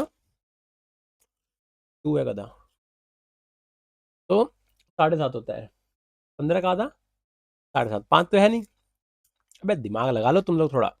अब देखो, इसको इस तरीके से भी किया जा सकता था, इसको AD अपॉन में AB लिख के भी किया जा सकता था, इसको छोटे अपॉन में छोटा साइड लिख के भी किया जा सकता था। जैसे मन करे वैसे कर लो, बस आंसर निकाल लेना और टाइम बचा लेना, तो झक मारोगे बैठ के पेपर में। ठीक है ना? अरे मैं जानता हूँ भाई, आप लोग क्या होता है ना, 1.5 घंटे बीत जाते हैं जब आप टाइम पूछते हो कितना टाइम हो गया, उधर से मैम या सर बताते हैं 1.5 घंटे हो गया, पता चलता है अभी तक MCQ ही कर रहे हो 1.5 घंटे। 3 घंटे का पेपर ही है, 1.5 घंटे में MCQ ही कर रहे हो, सारा टाइम MCQ में ही खराब कर लिया। 2 नंबर और 3 नंबर और 5 नंबर को तो छुआ ही नहीं, है ना? तो उससे बचना है तो तरीके सीख लो, नहीं तो फिर तो जैसे चल रहा है वैसे चलने दो। अबे 15 दिन तो बचे हैं, पढ़ लो मन लगा के गधो। 15 दिन ही बचे हुए हैं, पढ़ लो थोड़ा मन लगा के, पेपर में कुछ हो जाएगा। पहला पेपर ही मैथ्स का, पिछले साल वालों को तो फिर भी ठीक था, लास्ट पेपर मैथ्स का था और 10 दिन का गैप मिला था। तुम्हारा क्या, पहला पेपर ही मैथ्स है, अगर मैथ्स बेकार गया तो समझ लो खत्म, बाकी सब भी ऐसे ही जाने हैं फिर।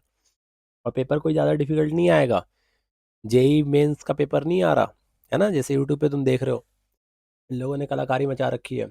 ऐसा लग रहा है जैसे 10th वालों को UPSC का पेपर दिलवाएंगे। ये 1 शॉट, ये दिस शॉट, 6 घंटे 5 घंटे में पूरा ही पढ़ा दोगे तो क्वेश्चन तो मैच करेगा ही। कुछ गिने चुने क्वेश्चन करवाओ फिर मैच करवा के दिखाओ ना।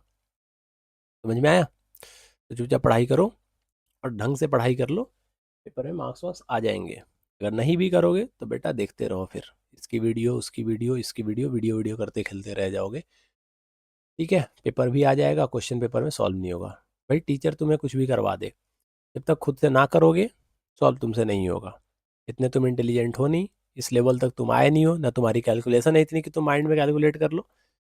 भैया आप वीडियो देखने से कुछ नहीं होने वाला, वीडियो में वीडियो देखो और कमेंट करते रहो बस, कुछ नहीं होने वाला उससे। तो या पढ़ाई कर लो ढंग से।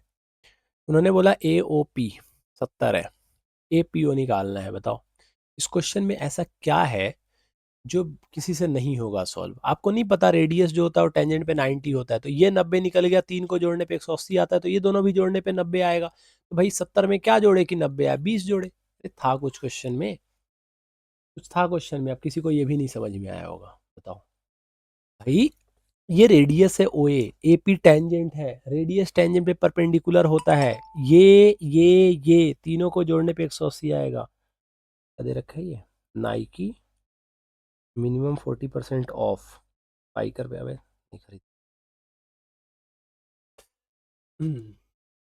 तो भैया कहाँ थे हम, कहाँ चले गए, नाइकी स्पाइकर। हाँ मैं ये बोल रहा था, ये टोटल 180 है, 180 में से 70 चला गया तो सॉरी 180 में से 90 चला गया, तो 2 को जोड़ने पे 90 आएगा, 2 को जोड़ने पे 90 आएगा। तो एक 70 है तो दूसरा क्या होगा 20, एक 70 है दूसरा क्या होगा 20। क्लियर है भाई? देखो एक राइट एंगल ट्रायंगल है ABC, B पे राइट एंगल है, क्या बोल रहे हैं यार, खतरनाक क्वेश्चन दे दिया क्या? बोल रहा है राइट एंगल ट्रायंगल है ABC। बताओ ये खतरनाक है, ये कुछ नहीं है, ये कुछ है क्वेश्चन में? कुछ भी नहीं बोल रहा है उन्होंने। बी पे राइट एंगल ट्रायंगल बोला, ठीक है, जहां मन करे वहां A डाल लो, जहां मन करे वहां C डाल लो, क्या फर्क पड़ता है। BC बोल रहा है 12 है, AB बोल रहा है 5 है, ये 13 होगा। अरे होगा कि नहीं होगा? कितना होगा? 13 होगा। ये कितना होगा?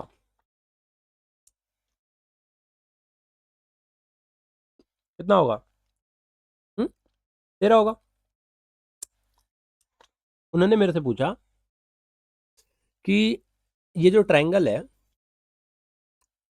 अच्छा इस ट्रायंगल के अंदर एक सर्कल है, इसके अंदर एक सर्कल है, उन्होंने मेरे से इसका रेडियस पूछा है।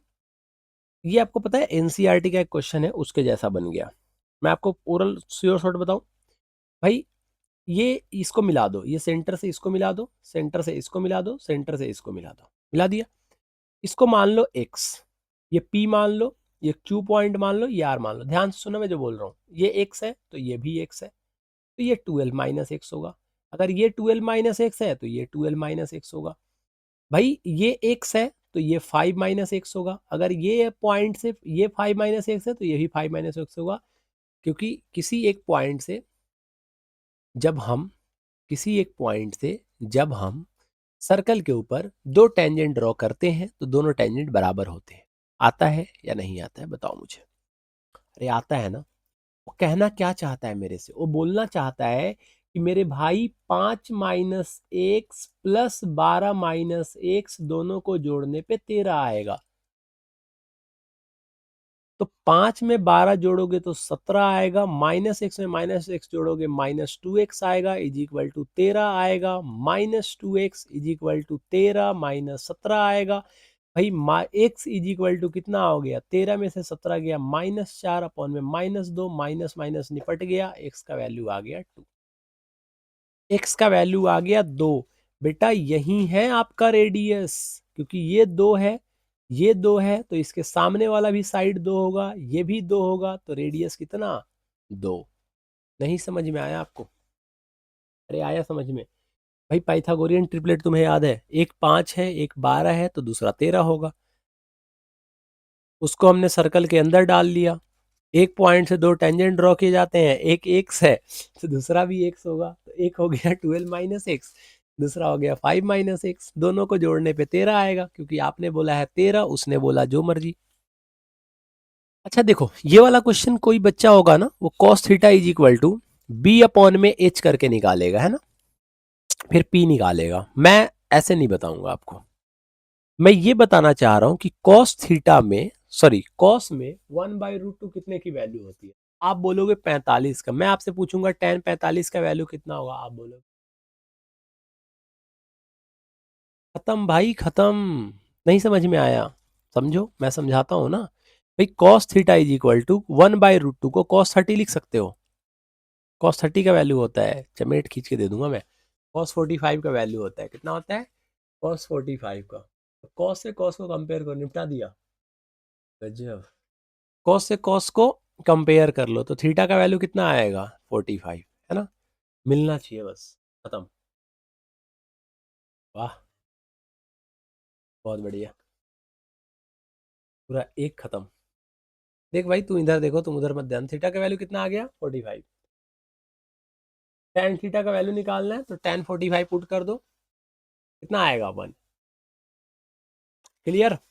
इन्होंने बोला आपको एक फॉर्मूला बताऊं, 2 sin theta into cos theta ना, 2 sin theta into cos theta sin 2 theta का फॉर्मूला होता है। मत दिमाग लगाओ, 10th क्लास तुमसे हो नहीं रहा है, 11th का फॉर्मूला पढ़ोगे, 10th पे ही रहो तुम लोग। 2 इंटू साइन 30 पुट करो, साइन 30 कितना होता है? 1/2। कॉस 30 कितना होता है? √3/2। कॉस 30 कितना होता है? √3/2, है ना। 2 से 2 कट गया, आंसर आ गया √3/2। यही मैं आपको बता रहा था, यही मैं आपको बता रहा था कि आप सीधे अगर फॉर्मूला 11th में बस पढ़ना है, बस मैं आपको बता देता हूँ कि साइन 2 थीटा होता है, लेकिन 10th क्लास में 10 दिन पेपर का, तो ये फॉर्मूला तो दिमाग में बैठा ही सकते हो कि 2 sin theta into cos theta जो होगा वो साइन 2 थीटा होगा। तो 2 इंटू 30, थीटा की जगह पे 30 है, 30 यहाँ पे पुट कर दो, 30 इंटू 2 कितना हो जाएगा, साइन 60। साइन 60 होता कितना है, √3/2।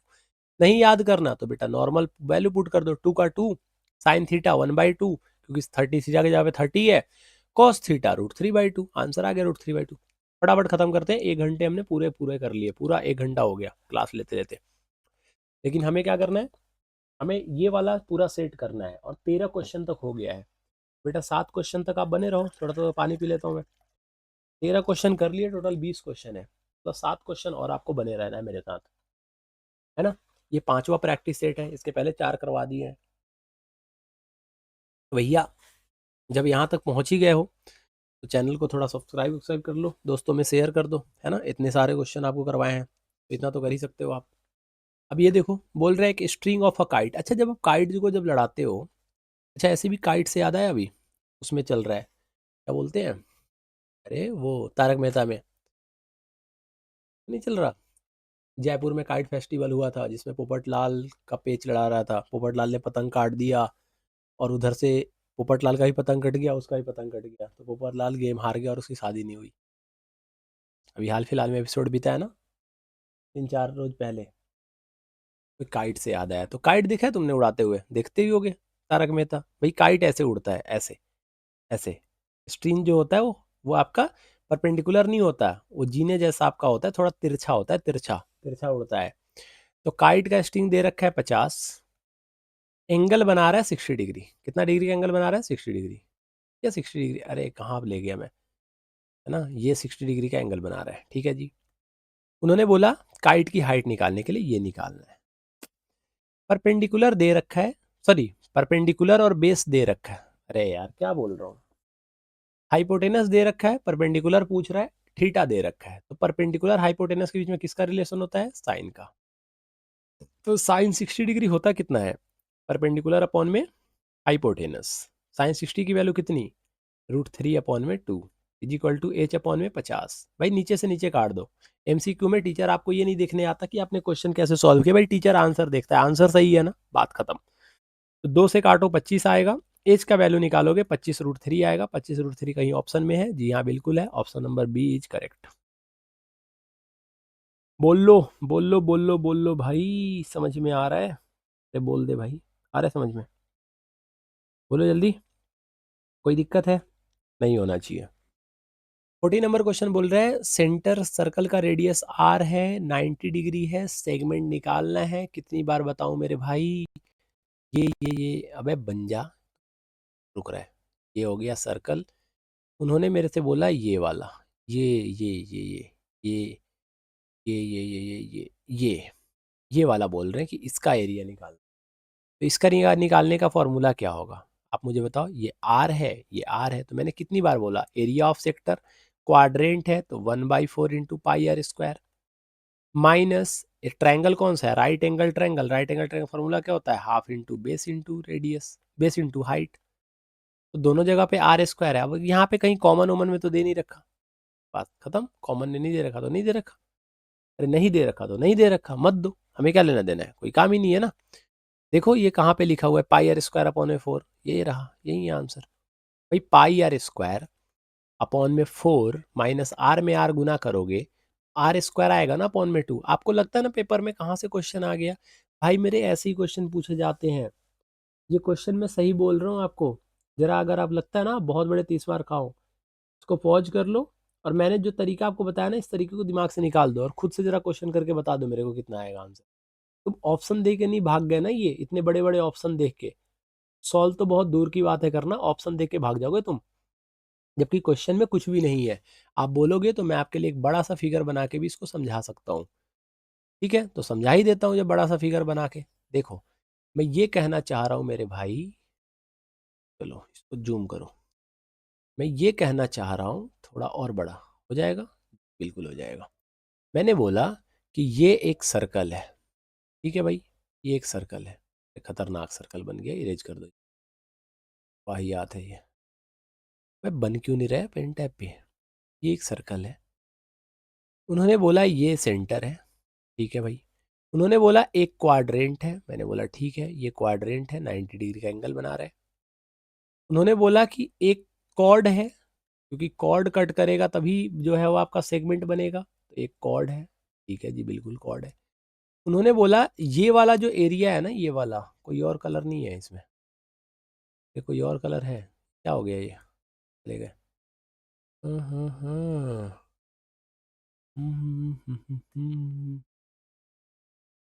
Sorry sorry sorry, minute, 1 minute का टाइम दे दो बस। 1 मिनट सर, 1 मिनट। ठीक है,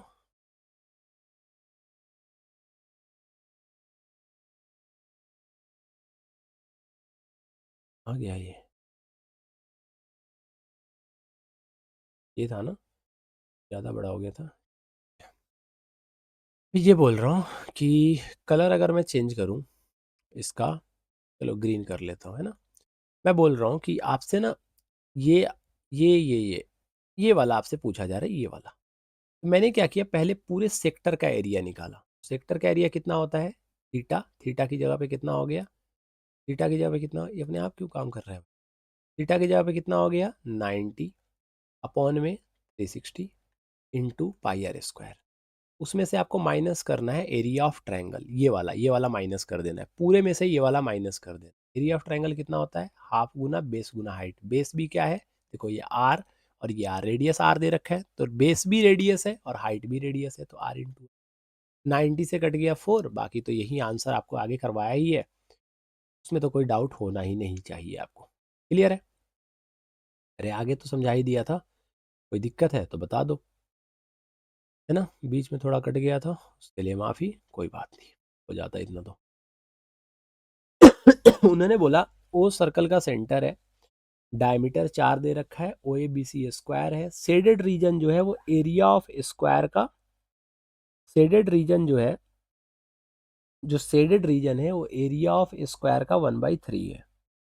शेडेड रीजन जो है वो एरिया ऑफ स्क्वायर का 1/3 है। तो मुझे एक बात बताओ, अगर shaded region area of square है तो मैं शेडेड रीजन निकालता हूँ। शेडेड रीजन आपको नहीं लग रहा है एक सेक्टर बन रहा है, ये दोनों रेडियस है, ये दोनों रेडियस है, और ये जो है वो आपका आर्क है। ठीक है, ये आपका आर्क है, तो ये आपका सेक्टर बन रहा है। सेक्टर का फॉर्मूला होता कितना है, सेक्टर का फॉर्मूला होता है थीटा अपॉन में 360 इंटू पाई आर स्क्वायर, और ये बोल रहा है रेक्टेंगल है, इसका मतलब ये 90 डिग्री बन रहा है। तो 90 डिग्री बन रहा है, तो इसका फॉर्मूला होगा 1/4 into pi into r square. Diameter 4 है तो रेडियस हो जाएगा 2 दूना 4, आर स्क्वायर करोगे तो 2 का स्क्वायर 4 ही आएगा। उन्होंने बोला कि इसका जो शेडेड रीजन है ना, उस शेडेड रीजन स्क्वायर के एरिया का 1/3 है। शेडेड रीजन 1/3 है एरिया ऑफ स्क्वायर के, एरिया ऑफ स्क्वायर के। भाई 4 से 4 कट गया, वो 3 इधर जाएगा, तो ये पाई में 3 मल्टीप्लाई हो तो कितना हो जाएगा, 3 पाई। एरिया ऑफ स्क्वायर होता कितना है, साइड का स्क्वायर। कितना होता है, साइड का स्क्वायर। ये स्क्वायर दूसरी साइड जाएगा तो रूट के अंदर 3 पाई आ जाएगा, और यही आपका आंसर है। रूट के अंदर 3 पाई आ जाएगा, यही आपका आंसर है। उम्मीद करते हैं बेटा आपको समझ में आया होगा। पहले हमने सेक्टर का एरिया निकाला, सेक्टर 90 डिग्री है theta, 1/4 into pi into radius का स्क्वायर। डायमीटर 4 दे रखा है, तो रेडियस जो होगा वो 2 होगा, तो 1/4 into pi into r square, तो 2 का स्क्वायर 4 आ गया, 4 से 4 कट गया तो बचा पाई। वो जो है उस शेडेड एरिया जो है वो स्क्वायर के एरिया का 1/3 है। एरिया ऑफ स्क्वायर का 1/3, तो 3 उधर जाएगा तो 3 मल्टीप्लाई में हो जाएगा, तो 3 पाई हो जाएगा।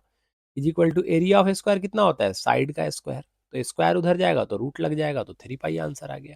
क्लियर है, कोई दिक्कत। 16 नंबर क्वेश्चन पे आते हैं, इसको खत्म ही करेंगे। 1 घंटे 9 मिनट हो गए, कोई बात नहीं, 5 मिनट और सही, इसको खत्म कर लेते हैं फटाफट। उन्होंने बोला इनमें से एक डिजिट आपको चूज करना है, ऑड प्राइम नंबर हो। अब ऑड प्राइम नंबर इनमें से कौन कौन है भाई, अरे ऑड प्राइम नंबर इनमें से कौन कौन है, जो ऑड भी हो और प्राइम भी हो, एक को छोड़ के। एक प्राइम नंबर नहीं होता है, एक ऑड नंबर में आता है लेकिन प्राइम नंबर नहीं होता। तो भैया 3 होगा, भैया 5 होगा, और भैया 7 होगा। 3 अपॉन में टोटल कितने नंबर है, 1 2 3 4 5 6 7 8 9, टोटल 9 नंबर है। 3 को 9 से डिवाइड करोगे, 1/3 आंसर आएगा, यही आपका आंसर। भाई ऑड प्राइम नंबर बोला था, अगर प्राइम नंबर बोलता तो फिर तो भाई 2 3 5 7 सब 2 भी काउंट होता, लेकिन उन्होंने ऑड प्राइम नंबर बोला है तो 1 1 1 1 1 1 1 प्राइम नंबर नहीं होता, ध्यान रखना। तो 3 काउंट होगा, 5 काउंट होगा, 7 काउंट होगा, क्योंकि ये ऑड भी है और ये प्राइम भी है। क्लियर है? तो आंसर कितना हो जाएगा 1/3, क्योंकि टोटल नंबर है 3 और 3 अपॉन में कितना हो जाएगा 6। 3 अपॉन में 6 कितना होता है 1/3। अगला क्वेश्चन क्या है भाई 17 number, a die is rolled once, find the probability that composite number. Composite number मतलब जो अपने अलावा दूसरे के भी टेबल में आते हैं उसको कंपोजिट नंबर बोलते हैं। जो अपने अलावा किसी और के भी टेबल में आते हैं उसको हम बोलते हैं कंपोजिट नंबर।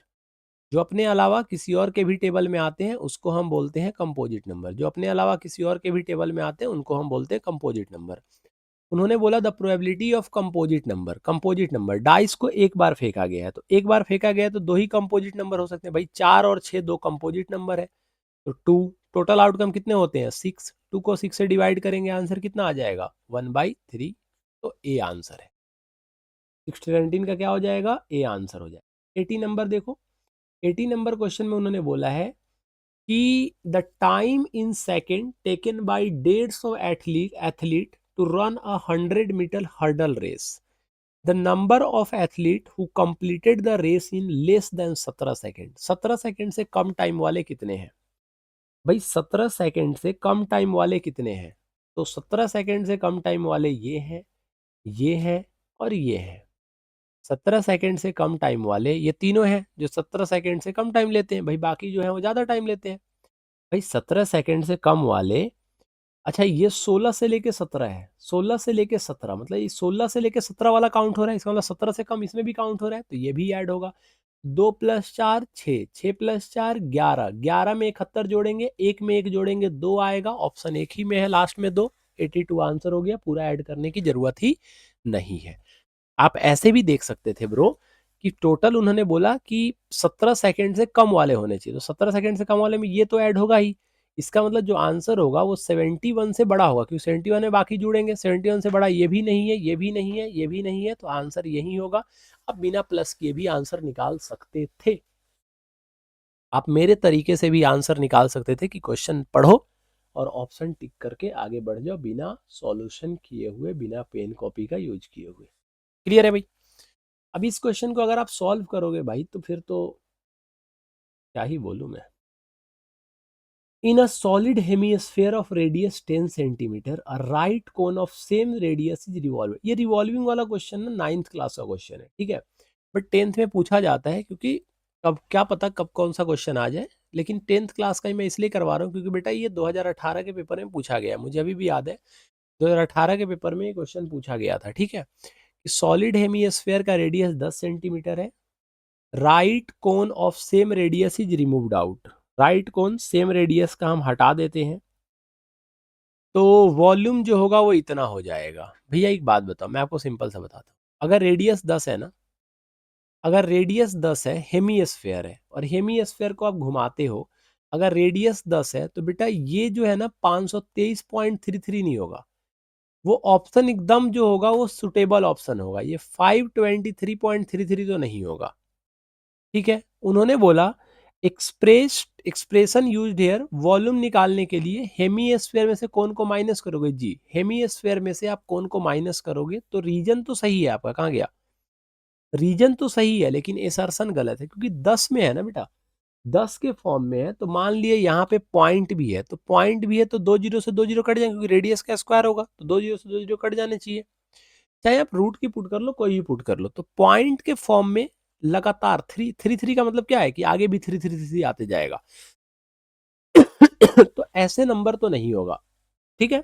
मैं इतना आपको बता सकता हूँ बिना निकाले, वैसे आप निकाल सकते हो भाई। वॉल्यूम ऑफ हेमिस्फीयर कितना होता है 2/3 इंटू पाई, पाई का वैल्यू पुट करो 3.14 इंटू रेडियस पुट करो 10, 10 का क्यूब होता है 1000, माइनस वॉल्यूम ऑफ कोन कितना होता है, वॉल्यूम ऑफ कोन होता है, हाँ वॉल्यूम ऑफ कोन होता है 1/3 into pi 3.14 into r square. R कितना है 10, 10 का square 100 into height, into height, height कितना होगा।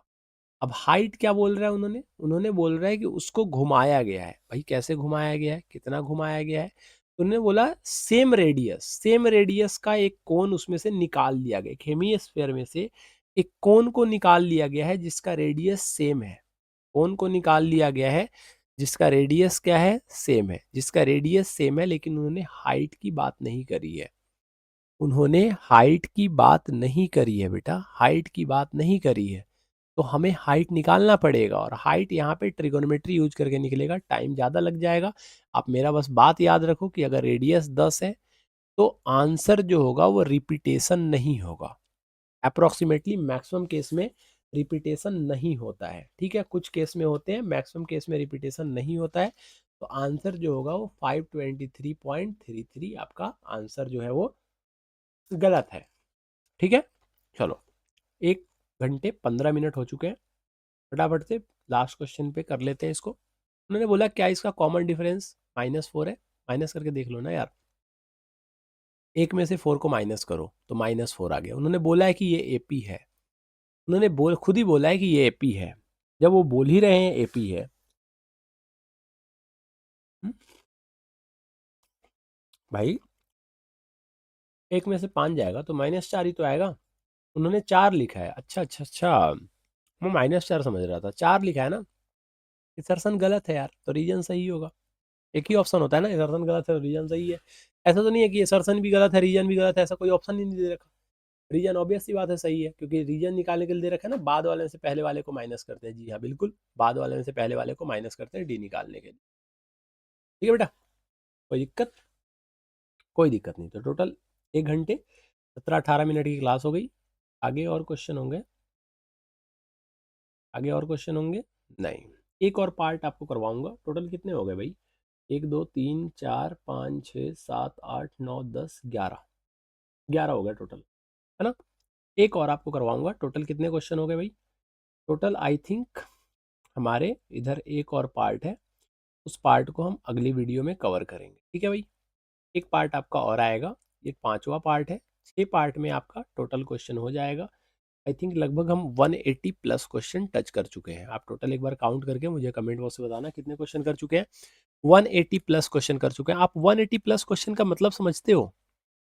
180 क्वेश्चन बहुत होते हैं बेटा पेपर के लिए। 180 क्वेश्चन सिर्फ एमसीक्यू आपको करवाए हैं, और सिर्फ एमसीक्यू में आपको तरीके बताएं किस तरीके से आप ऑप्शन से कर सकते हो। कुछ क्वेश्चन आप देख के कर सकते हो, कुछ क्वेश्चन के लिए आपको कैलकुलेट करने की जरूरत भी नहीं है, आधे अधूरे से ही आप आंसर निकाल सकते हो। कुछ क्वेश्चन तो आप यूनिट से निकाल सकते हो, पूरा मल्टीप्लाई भी नहीं करना, लास्ट वर्ड को मल्टीप्लाई करा, देखा ऑप्शन में सारे ऑप्शन अलग अलग है, इसके लास्ट में 4 है तो ये टिक होगा, इसके लास्ट में 1 है तो ये आंसर होगा। पूरा प्लस भी नहीं करना, पूरा मल्टीप्लाई भी नहीं करना। समझ में आ रहा है आपको? 180 प्लस क्वेश्चन करवा दिए बेटा। ऐसे ही आपको एक पार्ट और करवाऊंगा, अगला एक और पार्ट की क्लास होगी, वो कल क्लास होगी आपकी। तो बाकी क्या करना है आपको, बाकी जो क्वेश्चन मैंने करवाए हैं उसकी प्रैक्टिस करनी है। एक बार टोटल पूरा क्लास खत्म हो जाएगा, उसके बाद टोटल पीडीएफ आपको मिल जाएगा टेलीग्राम चैनल पे। आप वहां से दोबारा से चाहो तो दोबारा से आप उसकी प्रैक्टिस कर सकते हो, खुद से आप उसकी प्रैक्टिस कर सकते हो।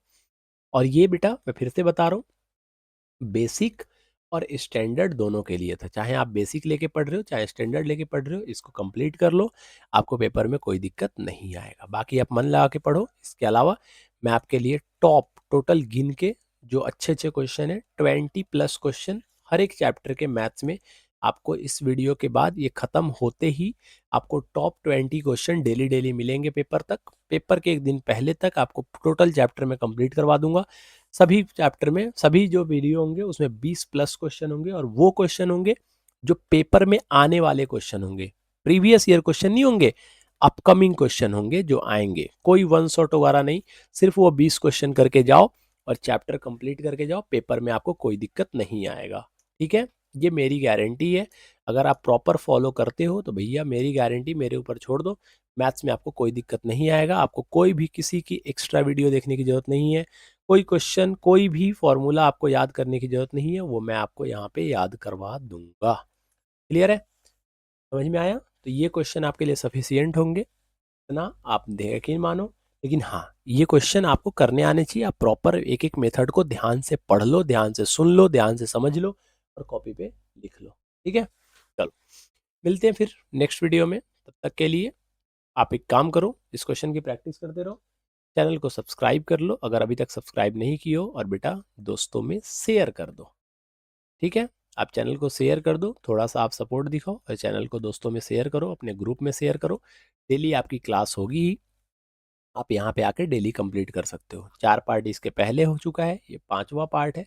सभी पार्ट का लिंक आपको डिस्क्रिप्शन में मिल जाएगा और ये आपका एक और पार्ट होगा, पार्ट 6। उसके लिए आपको कल तक का वेट करना पड़ेगा, कल आपको वो वीडियो मिल जाएगा। ठीक है, कल उसकी क्लास होगी। टिल देन मिलते हैं आपसे फिर नेक्स्ट वीडियो में नेक्स्ट क्वेश्चन के साथ। Till then tata, bye bye.